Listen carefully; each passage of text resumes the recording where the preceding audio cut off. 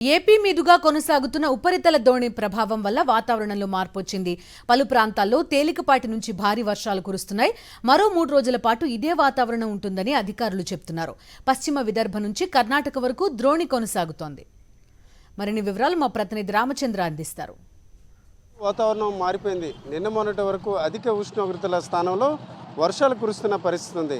ప్రధానంగా చూసుకుంటే పశ్చిమ విదర్భ నుంచి ఆంధ్ర మీదుగా కర్ణాటక వరకు ఒక ద్రోణి కొనసాగుతుంది. అదే సమయంలో వాతావరణంలో అధిక ఉష్ణోగ్రతల ప్రభావం వల్ల కూడా కొంతవరకు వాతావరణ పరిస్థితులు మారాయి.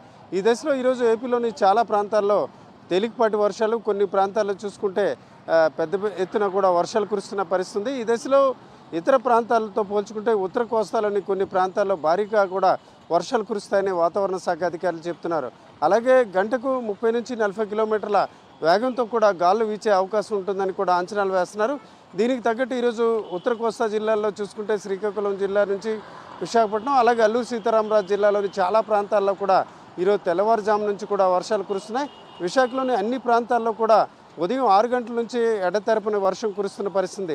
ఈ వాతావరణం మరో 3 రోజుల పాటు కొనసాగుతుందని వాతావరణ శాఖ అధికారులు చెప్తున్నారు. ప్రధానంగా చూసుకుంటే గడిచిన 15 రోజులుగా అధిక ఉష్ణోగ్రతల కారణంగా తేమలో వ్యత్యాసం రావడం, అలాగే ఈ ద్రోణి ప్రభావం, వీటన్నిటి కారణంగా ఈరోజు రేపు ఎల్లుండి కూడా తెలుగు రాష్ట్రాల్లోని చాలా ప్రాంతాల్లో తేలికపాటి వర్షాలు, కొన్ని చోట్ల భారీగా కూడా వర్షాలు కురుస్తాయని వాతావరణ శాఖ అధికారులు చెప్తున్నారు.